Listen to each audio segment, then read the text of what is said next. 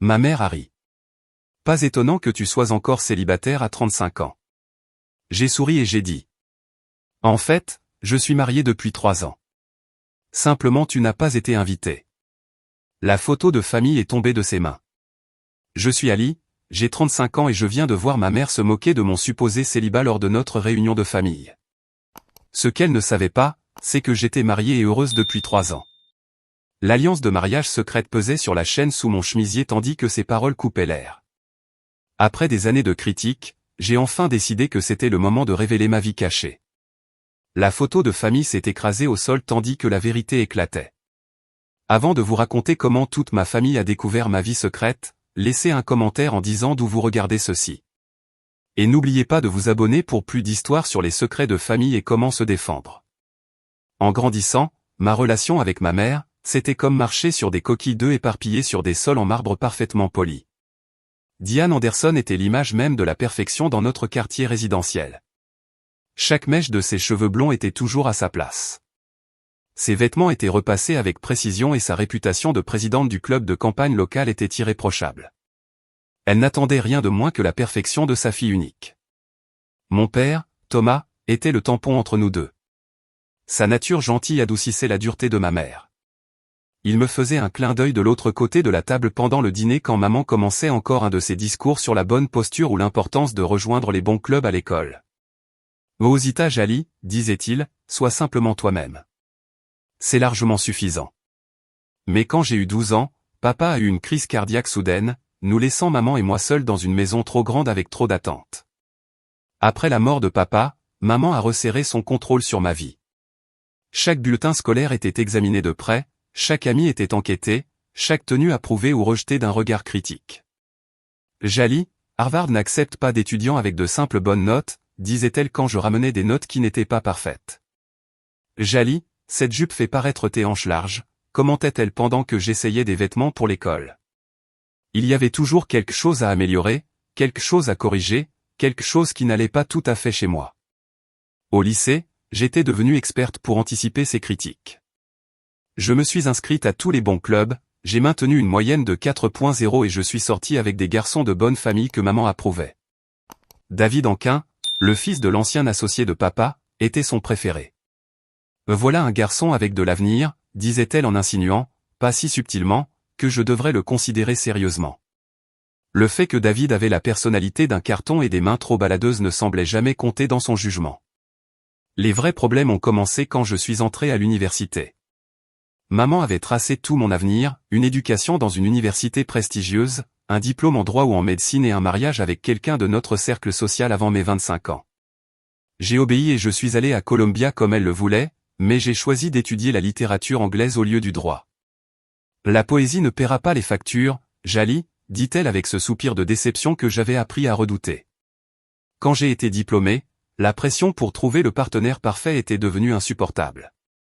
Maman organisait des dîners en invitant commodément les fils célibataires de ses amis. Le fils de Margaret vient d'être nommé associé dans son cabinet d'avocat, murmurait-elle assez fort pour que tout le monde entende. Oh, James vient d'acheter une maison d'été dans les Hamptons. N'est-ce pas merveilleux? Chaque prétendant potentiel était présenté devant moi comme du bétail de première dans une vente aux enchères. Quand je sortais avec quelqu'un que j'avais choisi, maman trouvait toujours un moyen de saboter la relation. Elle a, accidentellement, mentionné mon problème d'énurésie d'enfant à Michael pendant le dessert. Elle a critiqué la carrière de Paul avec une telle agressivité qu'il n'a jamais rappelé.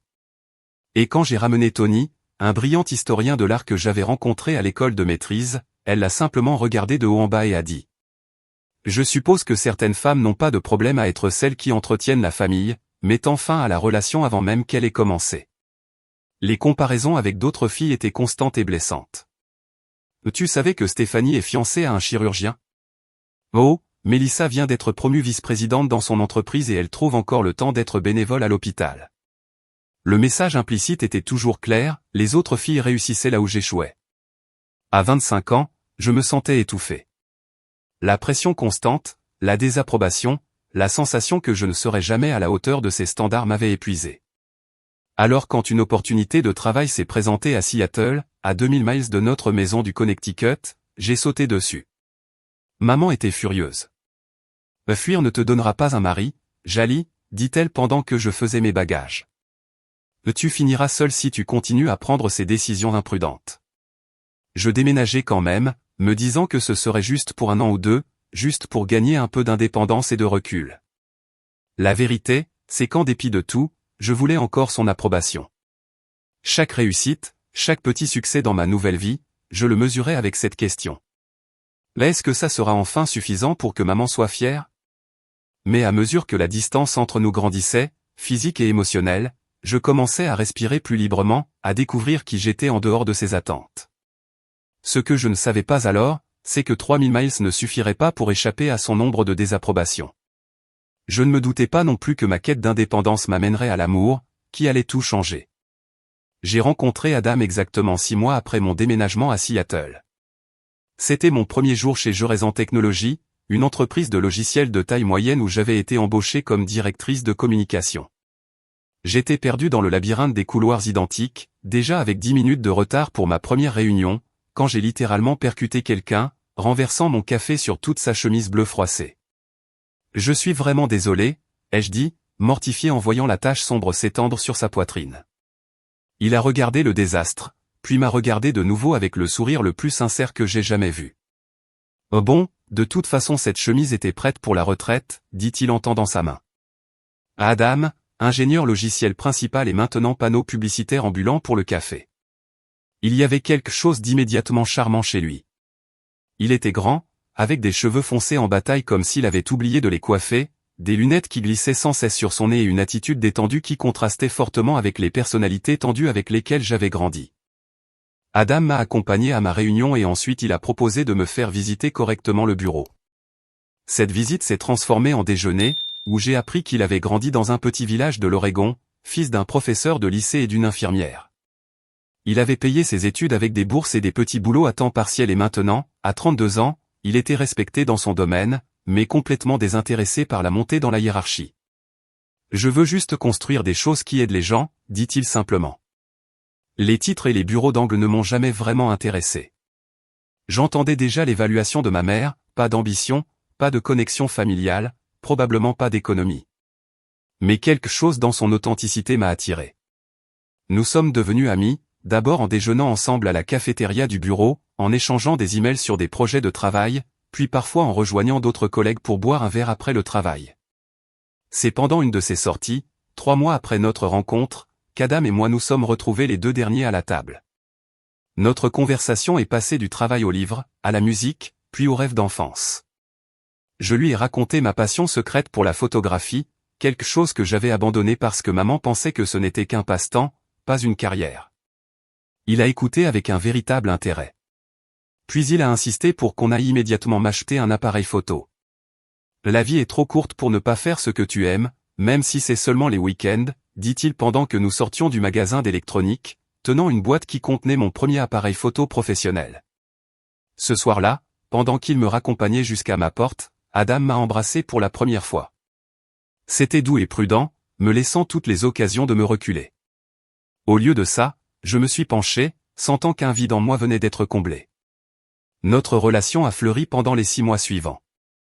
Nous avons fait des randonnées dans les forêts verdoyantes autour de Seattle. Nous avons exploré de petites librairies cachées dans des coins oubliés de la ville et passé des dimanches pluvieux à cuisiner des plats élaborés dans son petit mais chaleureux appartement. Adam a encouragé ma photographie en encadrant mes photos et en les accrochant à ses murs, les montrant fièrement aux amis qui venaient lui rendre visite. Pour la première fois de ma vie, je me suis senti vu pour qui j'étais, pas pour ce que quelqu'un voulait que je sois. Adam n'a jamais essayé de me changer ou de me modeler en une version idéalisée de moi-même. Il aimait mes bizarreries, écoutait mes rêves et me faisait sentir que j'étais suffisante telle que j'étais. Bien sûr, je savais que la phase de lune de miel ne durerait pas pour toujours. La vraie épreuve viendrait quand Adam rencontrerait ma mère. J'ai repoussé ce moment autant que possible, trouvant des excuses avec des emplois du temps trop chargés ou de mauvais moments. Mais quand maman a annoncé qu'elle viendrait à Seattle pour une conférence, il n'y avait plus moyen de l'éviter. J'ai passé des jours à préparer Adam à ce qui l'attendait. Là elle peut être critique, les jeux avertis. Là elle a des idées très précises sur le type de personne avec qui je devrais être. Adam m'a serré la main. Jali, je t'aime. Ta mère ne m'approuvera peut-être pas tout de suite, mais je ne vais nulle part. On réglera ça ensemble. Le dîner a été le désastre que j'avais anticipé. Maman est arrivée au restaurant 15 minutes en avance, impeccablement habillée dans un tailleur de créateur qui faisait paraître ma tenue soigneusement choisie bon marché en comparaison. Ses yeux se sont légèrement plissés quand Adam s'est levé pour la saluer, remarquant sa chemise décontractée à boutons et l'absence de cravate. Alors, Adam, commença-t-elle après la plus brève des présentations, Jali me dit que tu travailles avec des ordinateurs. Il y a beaucoup d'avenir là-dedans. C'était la première salve de ce qui est devenu un interrogatoire de 3 heures. Elle a questionné son éducation à une université d'État. Quelle originalité, dit-elle. Ses antécédents familiaux. Les enseignants sont tellement sous-estimés, même si j'imagine que ça explique tes attentes salariales. Puis son plan sur 5 ans.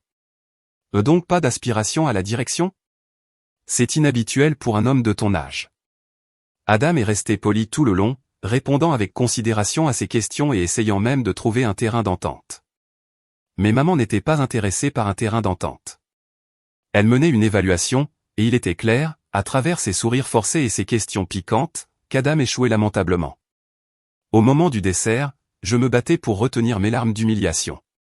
Quand Adam s'est excusé pour aller aux toilettes, maman s'est penchée au-dessus de la table.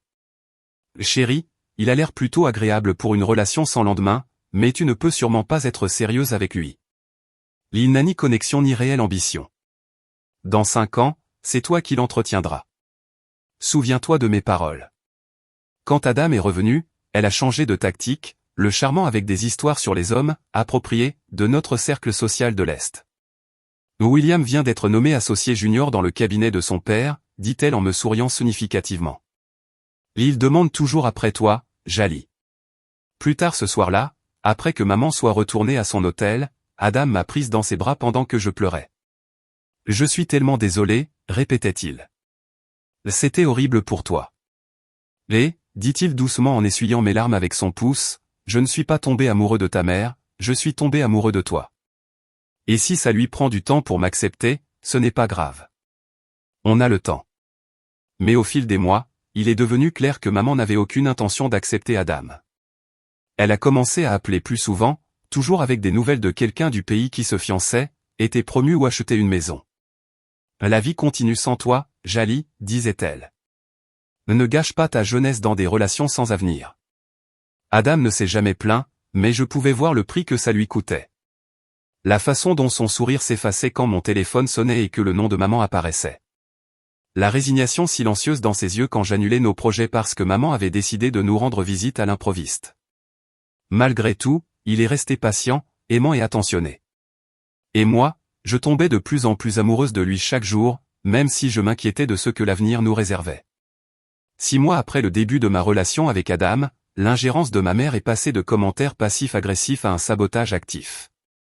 Ça a commencé avec ce qu'elle a appelé une petite surprise.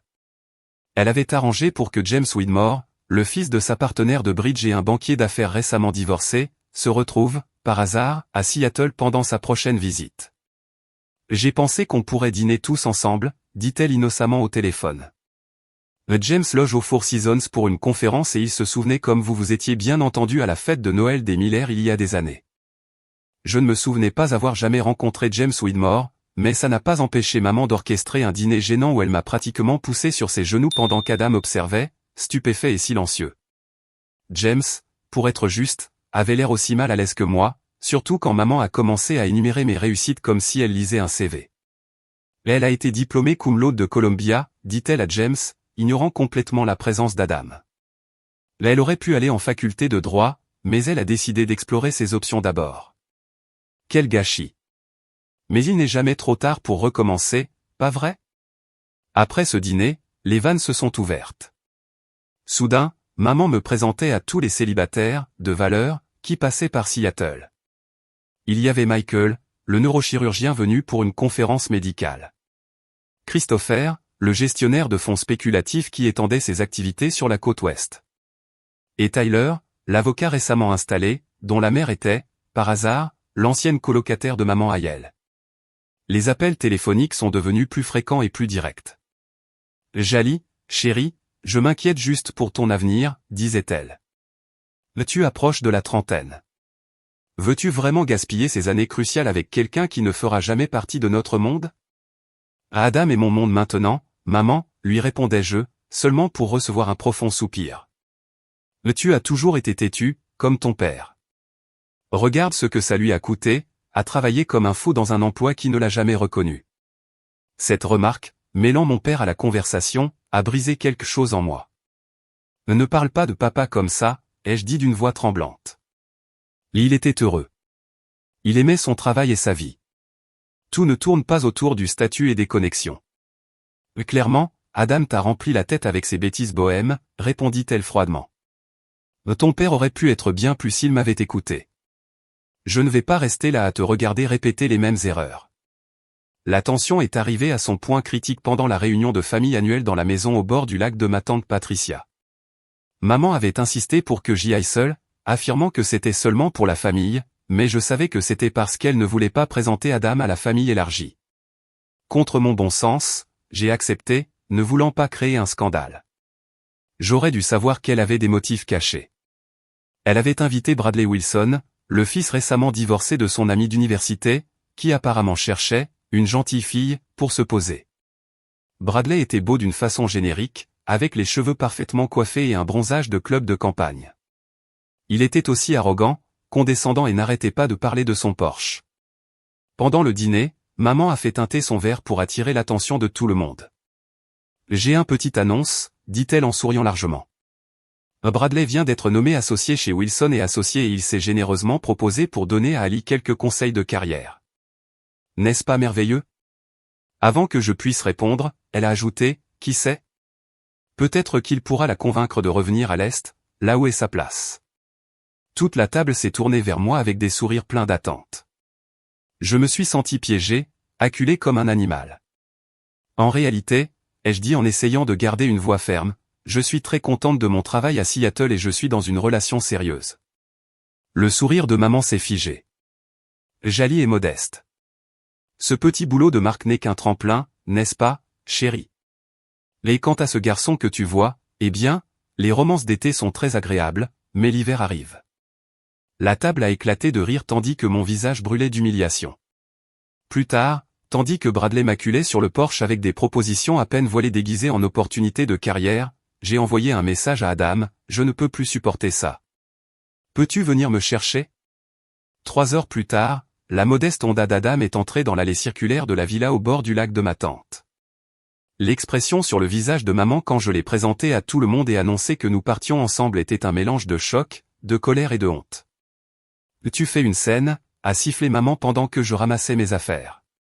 Non, maman, c'est toi qui fais une scène depuis le jour où je t'ai présenté Adam, ai-je répondu assez fort pour que les proches l'entendent. Le trajet de retour vers Seattle a été tendu. Pour la première fois depuis que nous étions ensemble, Adam n'a pas essayé d'adoucir les choses ni de chercher le côté positif. Je ne peux pas continuer comme ça, a-t-il finalement dit, les jointures blanches sur le volant. Je t'aime, mais ta mère ne m'acceptera jamais et je ne peux pas passer le reste de notre vie à être traité comme si je n'étais pas assez bien. Me tueront avec moi, ai-je demandé, le cœur battant. Il a poussé un long soupir. Je ne te demande pas de choisir. Soit on trouve un moyen de fixer des limites avec ta mère, soit cette relation ne survivra pas. Les semaines suivantes ont été parmi les plus difficiles de ma vie. J'ai essayé d'expliquer à maman que son comportement abîmait ma relation, mais elle a rejeté mes inquiétudes. Si ta relation ne peut pas supporter l'inquiétude naturelle d'une mère, alors elle n'est pas assez solide dès le départ, a-t-elle dit. Pendant ce temps, les tensions avec Adam continuaient d'augmenter. Nous avons commencé à nous disputer pour des petites choses, la pression de ma famille projetant une ombre sur notre relation autrefois simple. Je me réveillais au milieu de la nuit en pleurant en silence pendant qu'Adam dormait à côté de moi, déchiré entre les 2 personnes que j'aimais le plus au monde. Le point de rupture est arrivé quand maman s'est présentée sans prévenir à mon appartement un dimanche matin. Adam et moi profitions d'un petit déjeuner tranquille quand la sonnette a retenti. Là se tenait maman avec une valise de créateur à la main, annonçant qu'elle avait décidé de passer du temps de qualité avec moi. Pendant la semaine suivante, elle a dominé toutes les conversations, a critiqué tout de la décoration de mon appartement à mes performances au travail et a rendu impossible tout moment en tête-à-tête avec Adam. Quand Adam a proposé qu'on aille tous dîner pour clarifier les choses, maman a refusé en disant qu'elle avait mal à la tête, pour appeler 1 heure plus tard et me demander de rentrer parce qu'elle se sentait seule. Après que maman soit finalement repartie, Adam et moi avons eu la plus grosse dispute de notre relation. Elle ne s'arrêtera jamais, Jali, a-t-il dit en faisant les 100 pas dans notre petit salon. Elle continuera d'intervenir jusqu'à obtenir ce qu'elle veut, c'est-à-dire que nous rompions. Mais qu'est-ce que je suis censé faire, ai-je pleuré. C'est ma mère. Et moi je veux être ton mari, a-t-il crié. Puis il s'est arrêté net, semblant aussi surpris par ces mots que moi. Dans le silence stupéfait qui a suivi, nous avons tous les deux réalisé que nous étions à un carrefour. Quelque chose devait changer, sinon nous allions nous perdre l'un l'autre. Aucun de nous ne savait alors à quel point ce changement serait dramatique, ni comment il allait modifier le cours de nos vies pour toujours.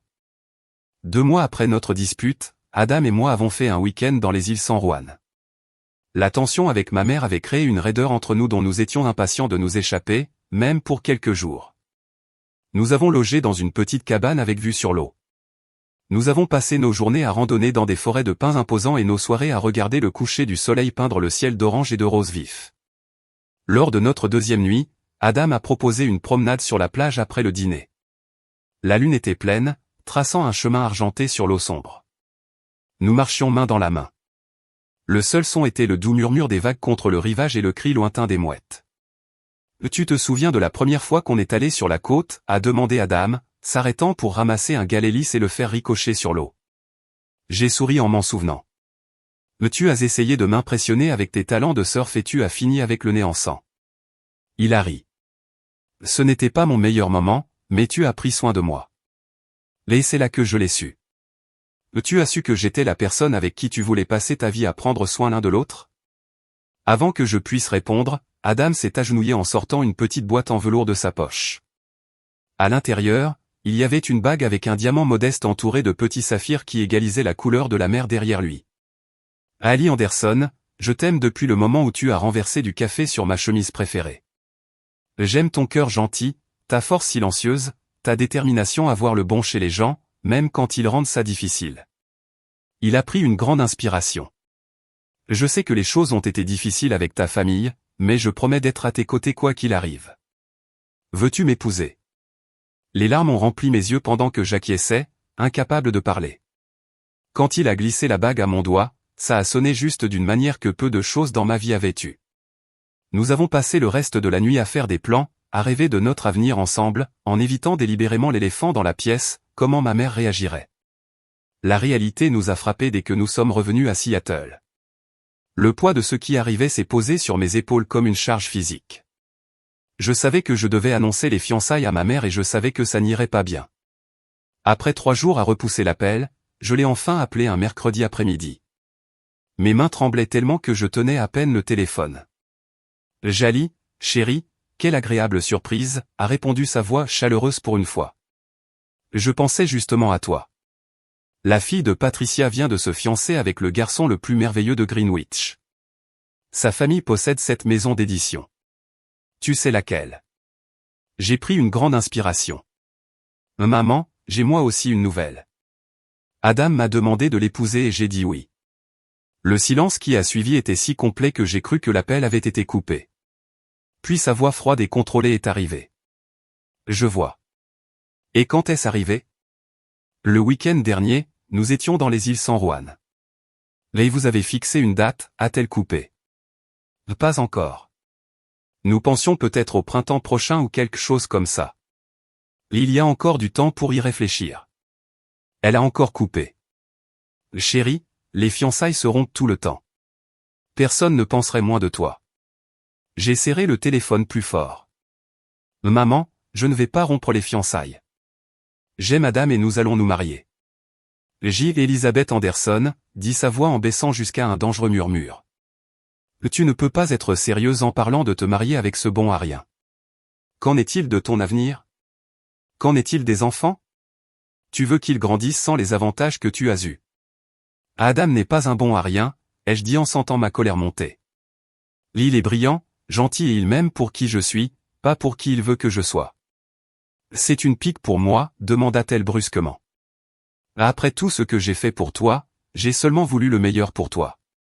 Non, maman, tu as seulement voulu ce que tu crois être le meilleur pour moi. Il y a une différence. La conversation s'est dégradée à partir de là. Maman alternait entre une rage glaciale et une manipulation larmoyante, me disant que je gâchais mon avenir, que je regretterais cette décision, que je lui brisais le cœur. Ton père serait tellement déçu, dit-elle, lançant le coup le plus cruel qu'elle pouvait trouver. Papa aurait adoré Adam, ai-je répliqué avec les larmes coulant sur mon visage. Il aurait vu quel homme bien il est. Eh bien, ton père n'est pas là, n'est-ce pas? Et je te dis que c'est une erreur. Si tu épouses cet homme, Jali, ne compte pas sur moi pour être là. En fait, ne compte pas sur moi dans ta vie, tout simplement. Ces derniers mots m'ont glacé. Mais si tu le choisis lui plutôt que ta famille, Jali, ne m'appelle plus jamais maman. La ligne a été coupée et je me suis effondré au sol, sanglotant de façon incontrôlable. C'est ainsi qu'Adam m'a trouvé une heure plus tard en rentrant du travail. Il m'a prise dans ses bras pendant que je lui racontais tout entre des sanglots hachés. Là, elle a dit qu'elle me déshériterait. Elle a dit de ne plus jamais l'appeler maman. Le visage d'Adam était sombre, mais sa voix était douce. Jali, je t'aime plus que tout, mais j'ai besoin que tu sois sûr. Si tu veux annuler les fiançailles, je comprendrai. Je l'ai regardé à travers mes yeux gonflés. Est-ce que c'est ce que tu veux? Non, dit-il fermement. Je veux t'épouser. Je veux qu'on construise une vie ensemble. Mais je ne veux pas être la raison pour laquelle tu perds ta famille. J'ai pensé à l'ultimatum de ma mère, à ses critiques constantes et à ses manipulations, à la manière dont elle n'avait jamais accepté mes décisions. Puis j'ai pensé à Adam, qui m'avait aimé et soutenu sans condition, qui n'avait jamais essayé de me changer ni de me modeler en quelqu'un d'autre. Tu n'es pas la raison, ai-je finalement dit. Elle l'est. Et je n'annulerai pas les fiançailles, Adam. Je veux me marier avec toi. Mais quoi? J'ai pris une inspiration, une idée commençant à se former. Je ne crois pas pouvoir supporter un grand mariage avec elle absente, ou pire, présente et rendant tout le monde malheureux. Que penserais-tu de nous enfuir, juste tous les deux, pour nous marier dans un endroit magnifique, sans tout ce drame? Adam a étudié mon visage attentivement. Es-tu sûr que c'est vraiment ce que tu veux? Pas juste pour éviter ta mère, mais vraiment ce que tu veux pour notre mariage? J'ai hoché la tête, sentant une étrange sensation de soulagement m'envahir. Oui. Juste nous deux en train de nous faire des promesses. C'est tout ce qui compte. 2 semaines plus tard, nous nous sommes mariés lors d'une petite cérémonie sur la même plage où Adam m'avait demandé en mariage. Ses parents étaient là, avec sa sœur et son mari, ainsi que mes 2 meilleurs amis de Seattle. C'était simple, intime et parfait en tout point, sauf pour l'espace vide où ma famille aurait dû être. Pendant que nous échangions nos vœux, avec le bruit des vagues derrière nous, je me suis fait une autre promesse silencieuse, je ne laisserai pas l'absence de ma mère ternir ce jour ni notre futur ensemble. Je choisissais le bonheur, je choisissais l'amour, je choisissais Adam. C'était la décision la plus difficile que j'avais jamais prise. Mais là, debout, regardant dans les yeux de l'homme qui m'aimait totalement, je savais que c'était la bonne. Ce que je ne savais pas encore, c'est que cette décision allait déclencher une série d'événements qui m'obligeraient à vivre une double vie pendant les 3 années suivantes. Une vie de secret et d'omission qui allait finir par exploser de la manière la plus dramatique possible. Notre lune de miel fut une semaine dans un petit village côtier de l'Oregon, pas loin de là où Adam avait grandi. Nous avons logé dans un charmant bed and breakfast. Nous avons passé nos journées à explorer les mares naturelles et à marcher sur les sentiers côtiers, et nos soirées à planifier notre avenir ensemble. Durant cette semaine parfaite, je n'ai pas pensé à ma mère ni à la famille que j'avais laissée derrière moi. C'était juste Adam et moi, commençant notre vie ensemble. La réalité est revenue quand nous sommes retournés à Seattle. Ma mère avait appelé 2 fois pendant notre lune de miel, laissant des messages comme si de rien n'était. Jali, chérie, rappelle-moi quand tu auras un moment. Janet Williams organise un gala de charité le mois prochain et je pensais que tu voudrais peut-être prendre l'avion pour y assister. Son fils Steven vient de finir sa résidence en chirurgie générale. J'ai écouté ces messages avec un mélange de tristesse et d'incrédulité. C'était comme si elle avait complètement effacé notre dernière conversation de sa mémoire, ainsi que mes fiançailles avec Adam. Quand je l'ai finalement rappelé, j'ai soigneusement évité toute mention du mariage. Je ne peux pas aller au gala de Janet, ai-je dit. Le travail est trop chargé en ce moment. Toujours le travail avec toi, soupira-t-elle. Eh bien, quand viens-tu nous rendre visite alors? Ça fait des mois. C'est ainsi qu'a commencé le chapitre le plus étrange de ma vie.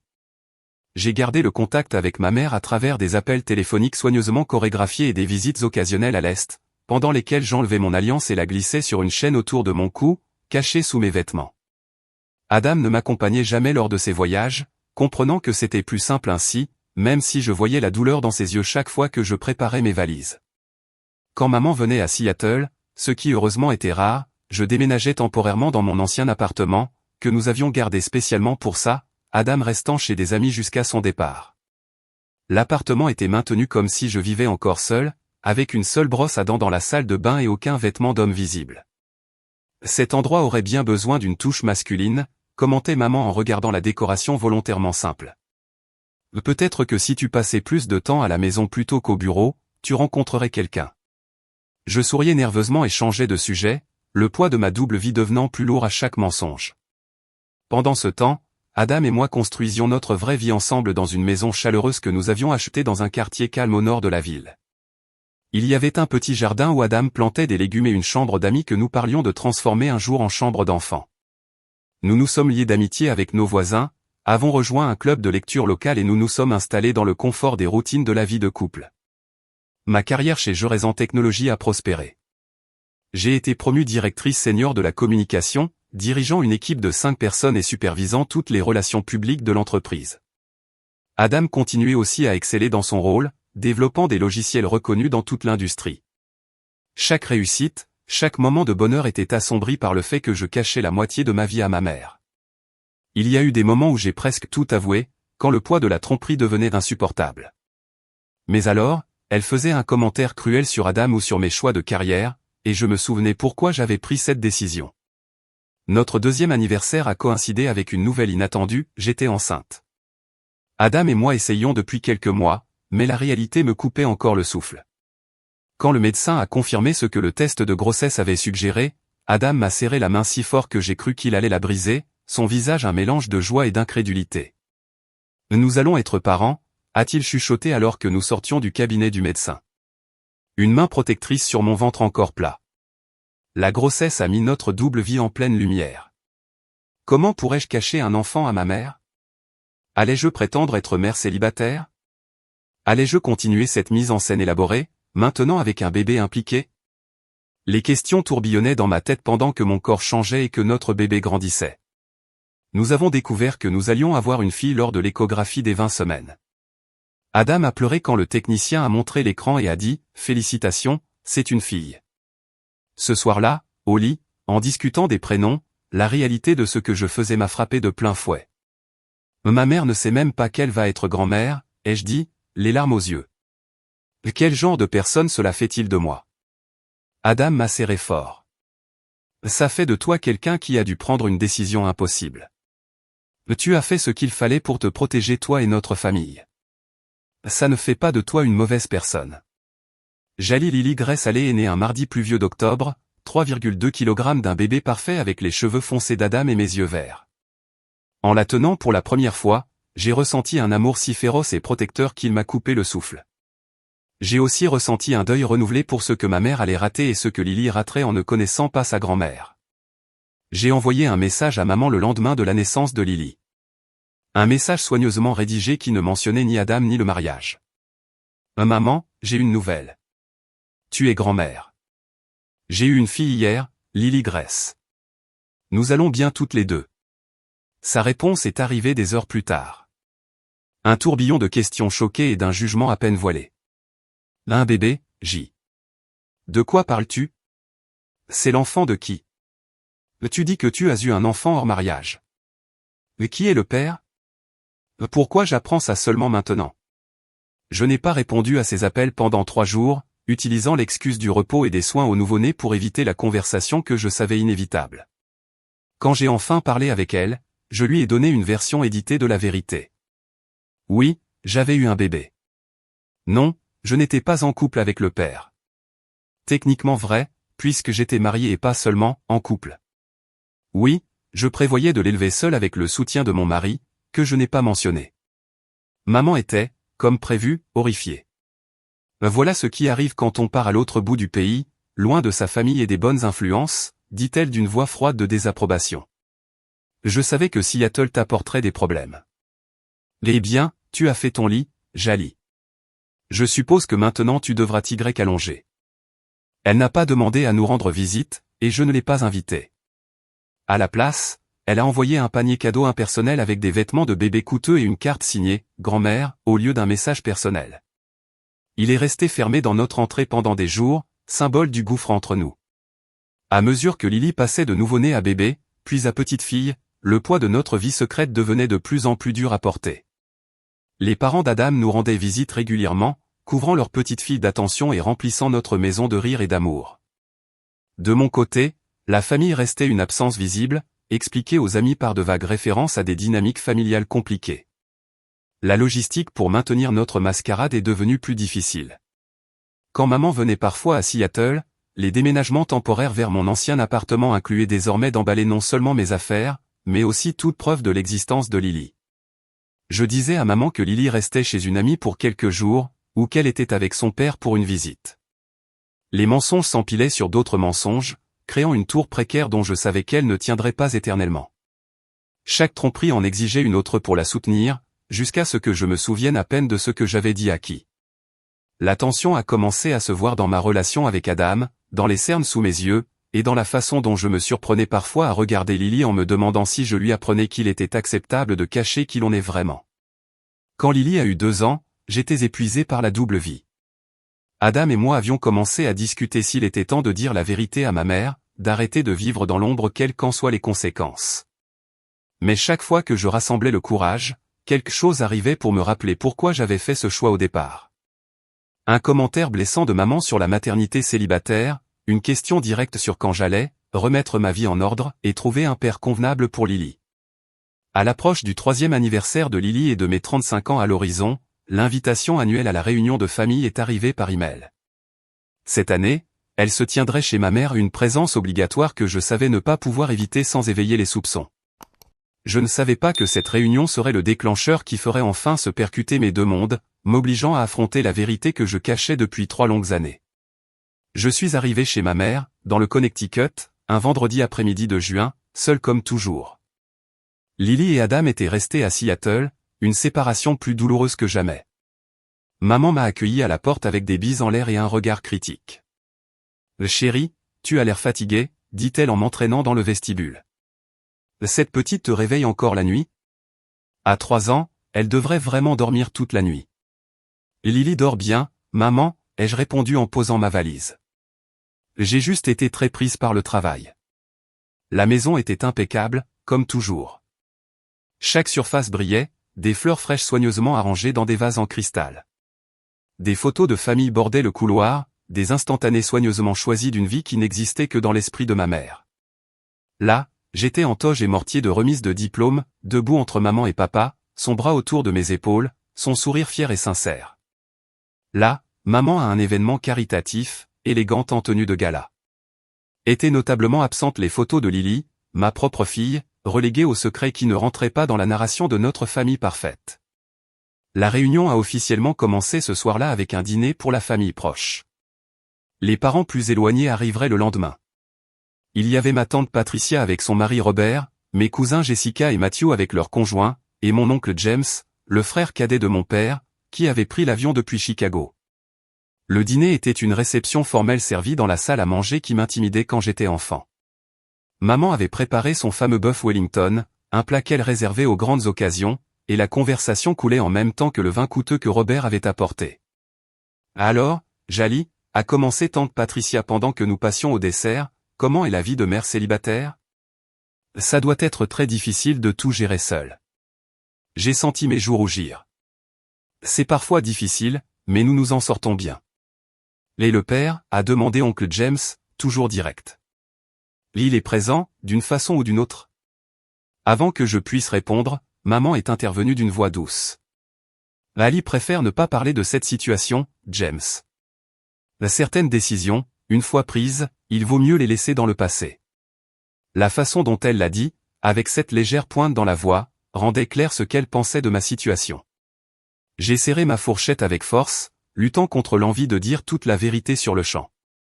La soirée a continué avec d'autres pics subtils et des questions inquisitrices déguisées en inquiétude. Quand je me suis retiré dans mon ancienne chambre, j'étais émotionnellement épuisé. J'ai appelé Adam en parlant à voix basse, même si ma porte était fermée. Je ne sais pas si je pourrais supporter ça encore 2 jours, ai-je avoué, recroquevillé dans mon lit d'enfance. Maman continue à faire ses remarques et tout le monde me regarde comme si j'étais un conte moral. Alors dis-leur, dit Adam simplement. Dis-leur la vérité, Jali, ou rentre à la maison. Tu n'as pas à rester là-bas et endurer ça. J'ai soupiré en regardant autour de la chambre qui avait autrefois été mon sanctuaire et qui maintenant ressemblait à un musée d'une personne que je n'étais plus. Je ne peux pas simplement partir. Ça ne ferait qu'empirer les choses. Et je ne suis pas encore prête à le leur dire. J'ai besoin de trouver le bon moment. Le lendemain, les parents éloignés sont arrivés et cousins, petits cousins et grand-tantes remplissant la maison de bruit et d'activité. Je me suis déplacé parmi la foule en répondant aux mêmes questions sur Seattle, le travail et Lily, en évitant soigneusement toute mention de ma vie personnelle. C'est pendant le dîner officiel de ce soir-là que tout est arrivé à un point critique. Maman m'avait placé entre ma cousine Rachel, qui venait d'être nommée associée dans son cabinet d'avocat, et grand-tante Eleanor, qui avait l'habitude de donner des conseils de vie non sollicités. La table était magnifiquement dressée, avec des bougies vacillant dans des chandeliers en argent, la vaisselle et les verres de luxe sortis pour l'occasion. Maman s'est levée en bout de table, levant son verre pour un toast. À la famille, dit-elle en souriant avec bienveillance aux parents réunis. La chose la plus importante dans la vie. Des murmures d'approbation ont parcouru la table pendant que tout le monde buvait. Puis maman a continué, et au nouveau départ. Jessica et Matthew attendent leur premier enfant en décembre, me faisant enfin devenir arrière-tante. Les félicitations ont fusé tandis que Jessica rougissait de bonheur, son mari lui serrant la main. J'ai ressenti un pincement en pensant à Lily, qui avait déjà 3 ans et qui n'avait jamais été reconnue de cette manière par sa propre grand-mère. Et bien sûr, ajouta maman, son regard glissant vers moi. Nous attendons toujours que Jali trouve sa voie. À 35 ans et toujours célibataire, mais comme on dit, il n'est jamais trop tard. Des rires ont parcouru la table, indulgents et légèrement compatissants. Je suis resté figé, le verre de vin à mi-chemin de mes lèvres, pendant que maman continuait.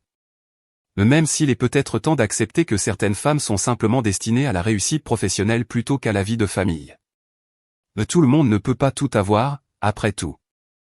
En réalité, maman, me suis-je entendu dire d'une voix claire et ferme, malgré les battements de mon cœur, je ne suis pas célibataire. La table est devenue silencieuse. Tous les regards se sont tournés vers moi. Le sourire de maman est resté figé, bien que ses yeux se soient légèrement plissés. Chérie, de quoi parles-tu? Tu caches des secrets à ta mère. Là, c'était l'ouverture parfaite, servie avec juste assez d'inquiétude mielleuse pour masquer l'accusation en dessous. Quelque chose s'est brisé en moi. 3 ans de mensonges, de faux semblants et de ressentiments cachés se libéraient enfin. Oui, c'est vrai, ai-je dit en reposant soigneusement mon verre. Je suis marié depuis 3 ans. Le silence qui a suivi a été absolu. Le sourire de maman s'est figé sur son visage, un masque de confusion et d'incrédulité. Qu'est-ce que tu racontes, Jali? Ce n'est pas drôle. Ce n'est pas une blague, maman. J'ai épousé Adam, celui que tu disais ne pas être assez bien pour moi. Le même Adam qui est le père de Lily et mon mari. Autour de la table, les parents ont échangé des regards stupéfaits. La main de tante Patricia a volé à sa bouche. Oncle James a laissé échapper un sifflement bas.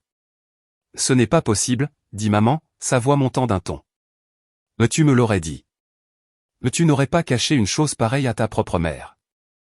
J'ai ri, un rire sans joie. Je ne l'aurais pas fait.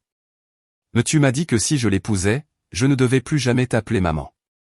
Mais tu m'as donné un ultimatum et j'ai pris ma décision. Je n'ai jamais dit ça, protesta-t-elle en cherchant du soutien autour de la table. Jali exagère. Nous avons eu un désaccord à propos de son petit ami. C'est tout? Marie, ai-je corrigé. Lacey, tu l'as dit. Tu as dit que si je le choisissais au lieu de ma famille, je ne devais plus t'appeler maman. Alors j'ai fait ce que tu as demandé. Je ne t'ai jamais dit que je me suis marié.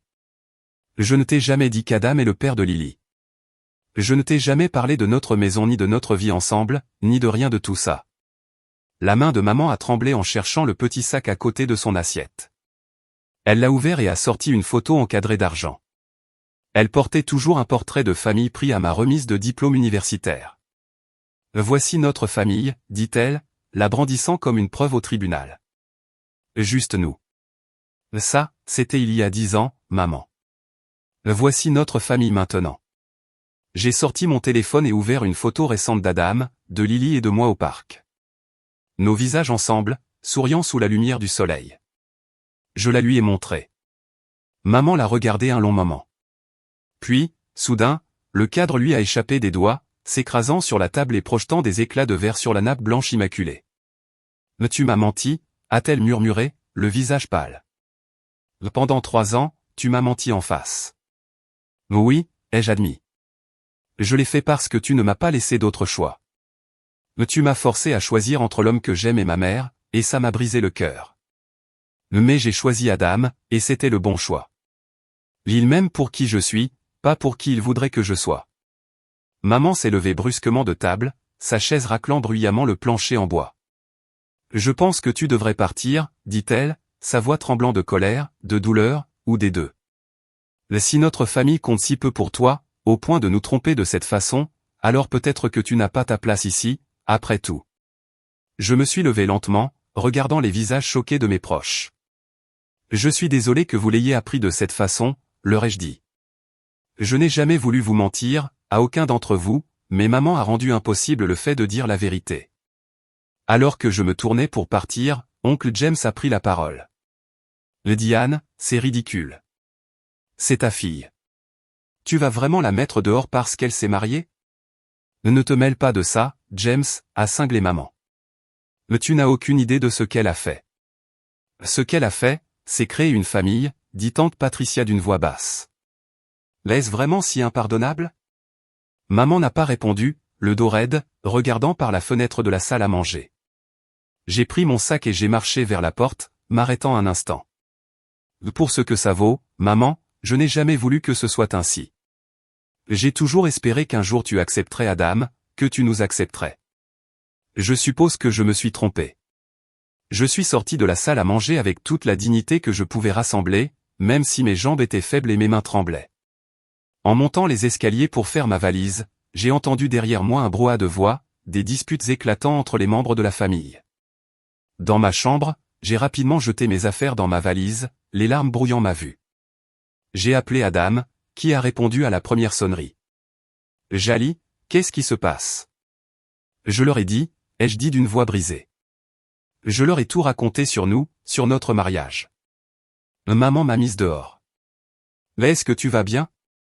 Où vas-tu aller? » Je vais prendre un hôtel pour ce soir et je prendrai l'avion pour rentrer demain, ai-je dit en fermant la fermeture éclair de la valise. Je suis tellement désolé, Jali, dit-il doucement. J'aimerais être là avec toi. Moi aussi, ai-je chuchoté.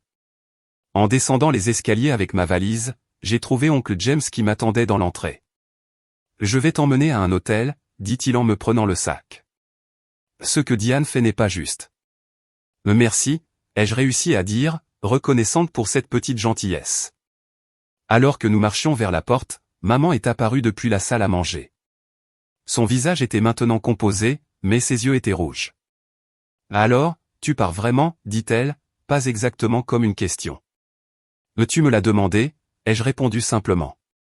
Elle a hoché la tête une fois, d'un geste brusque et haché. Tu as bien clarifié ton choix, Jali. Encore une fois. Non, maman. Tu as pris la décision pour nous deux il y a 3 ans. Moi, je n'ai fait que vivre avec les conséquences. Je suis sorti par la porte sans me retourner, même si je sentais son regard sur moi pendant qu'oncle James chargeait ma valise dans sa voiture. Quand nous nous sommes éloignés de la maison, je l'ai aperçu du coin de l'œil sur le pas de la porte. Une petite silhouette raide, découpée par la lumière, regardant sa fille partir pour ce qui pourrait être la dernière fois. Dans la voiture, oncle James m'a regardé. Ton père aurait aimé Adam, tu sais? Il ne s'est jamais soucié de toutes ces bêtises de statut dont ta mère est obsédée. J'ai hoché la tête, incapable de parler à cause du nœud dans ma gorge. Nous avons conduit en silence jusqu'à l'hôtel où Adam m'avait déjà réservé une chambre. Avant de descendre de la voiture, oncle James m'a serré la main. Laisse-lui du temps, J. Elle est têtue, mais elle t'aime. Elle finira par comprendre ce qu'elle est en train de perdre. Je ne l'ai pas cru, trop blessé par la confrontation pour imaginer un chemin vers la réconciliation. Pendant que je m'enregistrais à l'hôtel, seul alors que ma famille fêtait 100 mois à quelques kilomètres de là, j'ai ressenti une profonde sensation de perte et, étonnamment, de soulagement. La double vie était terminée. Quoi qu'il arrive ensuite, au moins je l'affronterai honnêtement avec Adam à mes côtés. Le vol de retour vers Seattle le lendemain matin a été flou. J'ai traversé l'aéroport hébété, revivant les événements de la veille dans ma tête, analysant chaque mot, chaque expression, me demandant si j'aurais pu gérer les choses autrement. Au moment où l'avion a atterri, j'étais passé par le deuil, la colère, la culpabilité et retour, plusieurs fois. Adam et Lily m'attendaient à la porte des arrivées. Ma fille sautait de joie avec une pancarte faite maison où il était écrit « Bienvenue à la maison, maman », serrée dans ses petites mains. La vue d'eux, ma vraie famille, a brisé l'engourdissement qui m'enveloppait depuis que j'avais quitté le Connecticut. J'ai pris Lily dans mes bras, respirant sa douce odeur, sentant ses petits bras serrés autour de mon cou. « Tu m'as manqué, maman », a-t-elle chuchoté, et j'ai dû me mordre la lèvre pour ne pas pleurer. Adam nous a serrés toutes les deux dans ses bras, sa présence solide m'ancrant. « Comment tu tiens le coup ?» a-t-il demandé à voix basse pendant que nous marchions vers la voiture. « Je ne sais pas », ai-je répondu honnêtement. J'ai l'impression de l'avoir perdu à nouveau, mais aussi peut-être de l'avoir perdu il y a des années et de ne pas avoir voulu l'admettre. Les jours qui ont suivi ont été étrangement paisibles. Le poids du secret s'est élevé et, malgré la douleur du rejet de ma mère, je me sentais plus légère, d'une certaine manière. Je me suis consacré à être présente avec Lily, savourant des moments ordinaires qui avaient souvent été éclipsés par le stress de maintenir ma double vie. Les câlins du matin, les histoires du soir, les sorties au parc le week-end, tout a pris une nouvelle douceur maintenant qu'il n'était plus entaché de mensonges. Une semaine après la confrontation, j'ai reçu un message de tante Patricia. « Ta mère ne parle à personne qui t'a défendu », a-t-elle écrit. Mais plusieurs d'entre nous aimeraient garder le contact. Ça te va ? Je lui ai envoyé mon adresse email et mon numéro de téléphone, ému par la petite rébellion de mes proches. Au cours des semaines suivantes, j'ai reçu des messages de plusieurs membres de la famille, certains curieux de ma vie secrète, d'autres exprimant simplement leur soutien. Oncle James m'a envoyé des photos de réunions de famille que j'avais manquées au fil des années, ainsi que des histoires sur mon père que maman n'avait jamais partagées. De la part de ma mère, il n'y a eu que le silence. Je ne m'attendais pas à autre chose, mais chaque jour sans contact approfondissait la douleur de la perte. Adam me voyait vérifier mon téléphone de façon obsessive, les yeux pleins d'inquiétude, mais il ne m'a jamais poussé ni offert de consolation vide. Il m'a simplement aimé à travers tout ça, ferme et patient comme toujours. Un mois après la réunion, une lettre est arrivée dans notre boîte, à mon nom, avec l'écriture reconnaissable de ma mère. Je l'ai regardée longtemps avant de trouver le courage de l'ouvrir. « Jali », commençait-elle, sans « ma chérie », ni autre salut affectueux. J'ai réfléchi à ce qui s'est passé à la réunion. Même si je ne peux pas approuver la tromperie que tu as maintenue pendant 3 ans, je reconnais que mes propres actions ont pu contribuer à ta décision. Ton père disait toujours que j'étais trop rigide, trop préoccupé par les apparences. Peut-être avait-il raison. La lettre continuait sur plusieurs pages, alternant entre une colère justifiée par mes mensonges et une reconnaissance réticente de son rôle dans la création de la situation. Ce n'était pas exactement des excuses, mais c'était plus d'auto-réflexion que je n'en avais jamais vu chez elle. Je ne sais pas où nous allons à partir d'ici, concluait-elle, mais je réalise que je ne suis pas prête à perdre ma fille unique ni à continuer de rater la vie de ma petite fille. Si tu es d'accord, peut-être pourrions-nous parler au téléphone un de ces jours. J'ai pleuré en lisant la lettre, puis je l'ai relue avec Adam, analysant chaque mot à la recherche de sous-entendus ou de manipulations. Au final, nous avons décidé ensemble que c'était un vrai rameau d'olivier, même imparfait. Je l'ai appelé le dimanche suivant. La conversation a été forcée et maladroite, toutes deux évitant soigneusement tout ce qui pourrait déclencher une autre confrontation. Nous avons parlé du temps, de son jardin, de la maternelle de Lily. C'était superficiel, mais c'était un début. Ces appels du dimanche sont devenus un rituel hebdomadaire. Peu à peu, les conversations sont devenues plus longues et plus consistantes. Elle posait des questions sur Adam, timide au début, puis avec un intérêt grandissant. J'ai partagé des histoires sur notre vie ensemble, notre maison, nos projets pour l'avenir. Elle écoutait, offrant parfois des commentaires qui montraient qu'elle était encore en train de digérer la réalité de mes choix. « Vous avez une maison ?» a-t-elle demandé lors d'un appel, la surprise évidente dans sa voix. Avec un jardin. Oui, maman. Adam cultive des légumes. Lily a son propre petit coin où elle plante des tournesols. Un silence. Ton père a toujours voulu un potager. Moi, je n'ai jamais eu la patience pour ça. 3 mois après la réunion, maman a demandé si elle pouvait nous rendre visite. Adam et moi en avons longuement discuté, pesant les bénéfices potentiels contre le risque de rouvrir de vieilles blessures. Finalement, nous avons décidé de l'inviter, mais cette fois à nos conditions. Tu serais la bienvenue pour nous rendre visite, lui ai-je dit lors de notre appel suivant. Mais tu dois comprendre que c'est notre maison, notre vie. J'ai besoin que tu respectes cela, que tu respectes Adam comme mon mari et le père de Lily. Je comprends, dit-elle d'une voix inhabituellement soumise. J'aimerais essayer, Jali. Vraiment, j'aimerais. Sa première visite a été tendue, mais civilisée. Elle est arrivée avec une poupée coûteuse pour Lily et une bouteille de vin pour le dîner. 2 offrandes de paix, à sa manière. Quand Adam l'a accueillie à la porte, elle a tendu la main, raide, qu'il a prise avec un sourire chaleureux qui n'a jamais faibli malgré son malaise évident. Lily, sans connaître l'histoire complexe entre sa grand-mère et ses parents, a charmé maman par sa curiosité et son énergie. À la fin du premier jour, j'ai surpris maman en train de sourire sincèrement pendant que Lily lui montrait la collection de pierres qu'elle avait ramassées dans notre jardin. Ce soir-là, après que Lily se soit couchée, nous nous sommes assis tous les 3 dans le salon. La conversation était hésitante et prudente. Finalement, maman a reposé son verre de vin et a regardé Adam droit dans les yeux. « Je te dois des excuses, dit-elle formellement. Je t'ai jugé injustement sur des critères superficiels qui n'ont rien à voir avec ton caractère ou ta capacité à rendre ma fille heureuse. Il est maintenant clair pour moi que tu l'as fait, que tu l'as rendue heureuse d'une manière que je n'ai pas su reconnaître. » Adam a acquiescé, acceptant ses paroles avec grâce. « Merci d'avoir dit ça, Diane. Tout ce que j'ai toujours voulu, c'est que Jali soit heureuse. Nous voulons tous les deux la même chose. » Maman s'est alors tournée vers moi, son expression s'adoucissant. « J'ai manqué une grande partie de ta vie, Jali. 3 années de mariage, la naissance et les premiers pas de Lily. Je le regretterai toujours. Je regrette les mensonges, ai-je admis. Je détestais vivre comme ça, à toujours te cacher la moitié de ma vie. Mais je n'ai pas vu d'autre choix à ce moment-là. Il y a assez de culpabilité pour nous deux, dit-elle à voix basse. Peut-être qu'on pourra faire mieux à l'avenir. » C'était ce qui ressemblait le plus à un accord mutuel que nous ayons jamais atteint. La visite s'est terminée avec des plans provisoires pour que maman revienne pour l'anniversaire de Lily en octobre et la promesse d'envoyer des nouvelles et des photos régulièrement. En attendant, le processus de guérison a été lent et semé d'accros.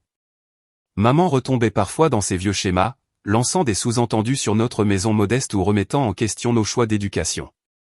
Mais maintenant, au lieu d'avaler ma peine ou d'éviter la confrontation, je posais des limites calmement. Je disais posément, ce commentaire m'a blessé. Si tu continues à nous parler de cette façon, nous devrons écourter cette visite. À ma surprise, elle reculait généralement, parfois même en s'excusant. Il semblait que la peur de perdre son lien avec moi et avec Lily était plus forte que son besoin de contrôler et de critiquer.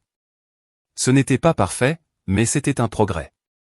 Au fil des mois, notre relation s'est lentement transformée en quelque chose de nouveau, de plus sain. Maman a commencé à montrer un intérêt réel pour le travail d'Adam, pour notre vie à Seattle et pour les décisions que nous avions prises ensemble. Elle donnait encore parfois des opinions qui me faisaient grimacer, mais le tranchant de son jugement s'était adouci. Pour le 4e anniversaire de Lily, maman a pris l'avion pour la fête. Elle a apporté un album photo qu'elle avait créé, rempli de photos de moi enfant, de papa, de notre famille avant que tout ne s'écroule. Pour Lily, dit-elle, pour qu'elle sache d'où elle vient. Ce soir-là, après la fête, j'ai trouvé maman assise sur notre terrasse arrière, regardant les étoiles. Je l'ai rejointe, en enroulant une couverture autour de mes épaules contre le froid d'automne. « Merci d'être venu, ai-je dit doucement. Cela a beaucoup compté pour Lily et pour moi. » Elle a hoché la tête, regardant encore le ciel. « Ton père l'aurait tellement aimé, et il aurait été fier de toi, Jali, et de la vie que tu as construite, de la mère que tu es devenue. » Je ne l'ai pas assez dit. Nous sommes restés assises dans un silence complice pendant un moment, le plus paisible que nous ayons partagé depuis des années. Elle a finalement repris la parole. « Je me trompais, tu sais. À propos d'Adam, de ce qui fait une bonne vie, de tant de choses. J'essayais de te protéger de la déception, des difficultés. Ton père et moi avons eu nos défis. Je voulais quelque chose de plus facile pour toi. La vie n'est pas facile, maman, ai-je dit doucement. Mais avoir des gens qui t'aiment pour qui tu es rend les parties difficiles supportables. C'est ce qu'Adam me donne. Ce que papa t'a donné, je crois. Elle a tendu la main et m'a serré la main, un geste rare chez une femme qui avait toujours gardé une certaine distance.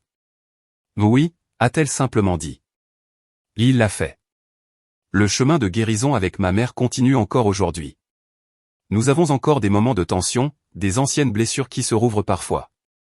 Mais nous avons trouvé une voie à suivre, basée sur l'honnêteté, le respect et la reconnaissance mutuelle que les liens familiaux sont trop précieux pour être sacrifiés à l'orgueil ou au contrôle. À travers ce voyage difficile, j'ai appris des leçons inestimables. J'ai appris que le véritable amour t'accepte tel que tu es, sans condition ni attente. J'ai appris que parfois les décisions les plus difficiles, celles qui font le plus mal sur le moment, mènent à la plus grande croissance.